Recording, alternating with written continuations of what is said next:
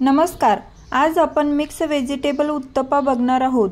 तुम्ही आतापर्यंत कांदा टोमॅटो उत्तप्पा बघितलं असेल, पण हा थोडासा वेगळा आहे. चला तर मग लगेच सुरुवात करूयात. इथं आपला तांदूळ आणि डाळी व्यवस्थित भिजून झालेले आहेत. मी रात्रभर भिजायला ठेवलेल्या होत्या. आता आपण डाळीचं प्रमाण कसं घेतलेलं ते बघूयात. ह्या वाटीने मी 2 वाटी तांदूळ घेतलेलं, 1 वाटी उडीद डाळ घेतलेली आणि अर्धा वाटी चण्याची डाळ, 1 चम्मच मेथी सुद्धा घेतलेली. तर स्वच्छ धुवून रात्रभर भिजत घातलेलं आणि आता आपण मिक्सरच्या भांड्यामध्ये बारीक करून घेणार आहोत. जे पाणी आपलं उरलेलं आहे त्याच्यातलंच थोडंसं पाणी टाकून हे बारीक करून घ्यायचं आहे. जास्त पाणी टाकायचं नाही, अजिबात पातळ वगैरे करायचं नाही. आपण जसं बॅटर बनवतो डोश्यासाठी तसंच बनवून घ्यायचं आहे. तुम्ही बघू शकता मी सर्व मिक्सरमधून बारीक करून घेतलेलं आहे आणि आता त्याच्यामध्ये थोडंसं पाणी टाकून घ्यायचं आहे. मी जराशी पाणी मिक्सरच्या भांड्यामध्ये टाकलं आणि भांड्यातून व्यवस्थित मिक्स करून ह्यातमध्ये पाणी ओतून घेतलेलं आहे. आता एकाच डायरेक्शनमध्ये आपल्याला हे पीठ 5 मिनिटं तरी असंच हलक्या हाताने फेटून घ्यायचं आहे. त्याच्यामध्ये बबल्स सुद्धा तयार झालेले आहेत आणि 2 ते 3 तासासाठी झाकून ठेवलेलं. आता आपलं पीठ चांगलं फर्मेट झालेलं आहे. तुम्ही बघू शकता एकदम टेक्स्चर सुद्धा याचं चांगलं आलेलं आहे आणि अजिबात पातळ वगैरे अजिबात झालेलं नाही आहे. तर तुम्ही बघू शकता आपल्याला हे मिश्रण अगदी जाडसर असं म्हणजे रवाळ असं बारीक करून घ्यायचं आहे. जास्त पण बारीक करायचं नाही आहे.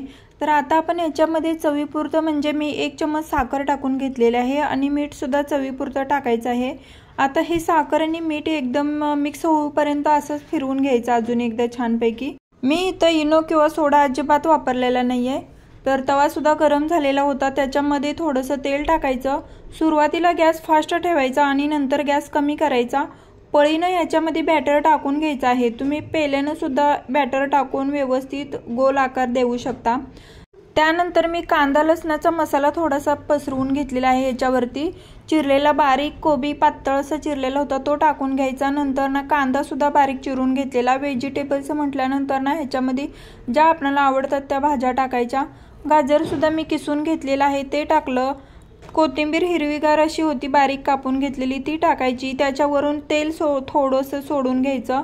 तुम्ही इथं बटर सुद्धा टाकू शकता किंवा तूप सुद्धा लावू शकता.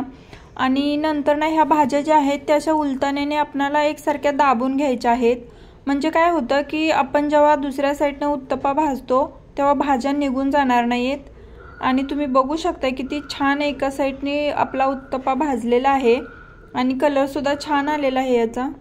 तर दोन्ही साईडने खरपूस असा आपला उत्तप्पा भाजून झालेला आहे आणि तुम्ही बघू शकता भाज्या सुद्धा करपलेल्या नाही आहेत. हे उत्तप्पे बनवण्यासाठी आपल्याला आदल्या दिवसापासूनच याची सुरुवात करावी लागते. तांदूळ वगैरे धुवून भिजत घालून रात्री तुम्ही बारीक करून ठेवलं तर सकाळपारी झटकीपट असं तयार होतात आपले व्हेजिटेबल उत्तप्पा. थोडीशी मेहनत आहे पण खायला अगदी अप्रतिम आहेत. तर दोन्ही साईडने आपला उत्तप्पा भाजलेला आहे तर मी काढून घेतला आणि सेम त्याच पद्धतीत दुसरा सुद्धा पसरवून घेतलेला आहे. आणि तुम्ही ह्याच्या जाळ्या वगैरे बघू शकता किती सुंदर आलेल्या आहेत ह्याला जाळ्या. आणि मिरचीची पावडर पसरवून घेतल्यावर तर अप्रतिम दिसतंय, दिसायला सुद्धा खूप सुंदर. आणि सगळ्या भाज्या मी परत पसरवून घेतलेल्या आहेत. तर हा मिक्स व्हेजिटेबल उत्तप्पम तुम्ही नक्की ट्राय करून बघा.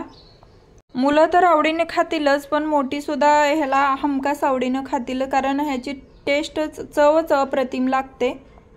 तर मी सर्व असे उत्तप्पम बनवून घेतलेले आहेत. फक्त आपल्याला भाज्या टाकल्यानंतर एवढी काळजी घ्यायची की जेवढं होईल तेवढं आपल्याला उलटण्यानं भाज्या प्रेस करून घ्यायच्या आहेत. म्हणजे निघल्या नाही पाहिजेत दुसऱ्या साईडून भाजताना उत्तप्पम.